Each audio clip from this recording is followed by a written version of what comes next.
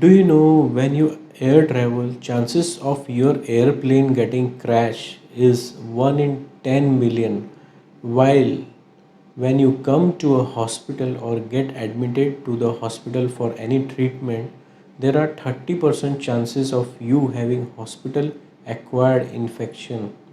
That is 3 out of 10 people will get infected and get some kind of infection in hospital apart from your primary problem.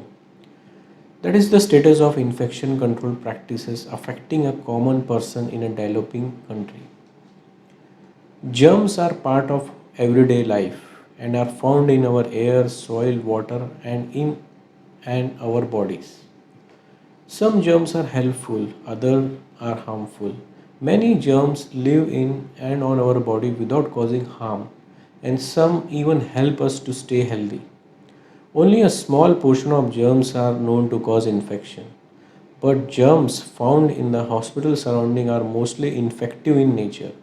If hospitals do not follow good infection control practices, patient instead of getting cure from their primary disease shall come out with other serious diseases acquired due to stay in the hospital.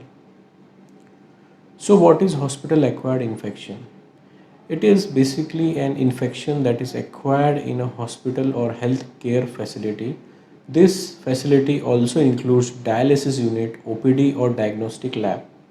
The most common type are bloodstream infection, pneumonia, example ventilatory associated pneumonia, or urinary tract infection and surgical site infection, also known as SSI. Since its occurrence is very common, but the good thing about hospital acquired infection is if proper infection control practices are followed, hospital acquired infection is preventable. So why hospital acquired infection is so important? What impact does it have? If we see a patient coming to the hospital for one problem and gets an infection due to other reasons, this first of all increases his length of stay. And hospital acquired infection which he acquired gets converted to aggressive form and he gets infected with multi-drug resistant organism. Soon he develops a septic shock and later death. So HII in aggressive form increases mortality in any hospital. Talking about its role in community, when such infected patients are discharged to home, now they spread multi-drug resistant bacteria from hospital to the surrounding and other healthy persons get infected due to that. It became even far more difficult to treat when such patients with MDR bacteria come to the hospital for treatment.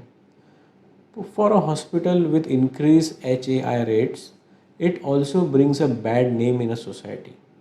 Now patients do litigate hospital for getting infected by HAI, and many times insurance reimbursements are not paid if the patient develop hospital acquired infection.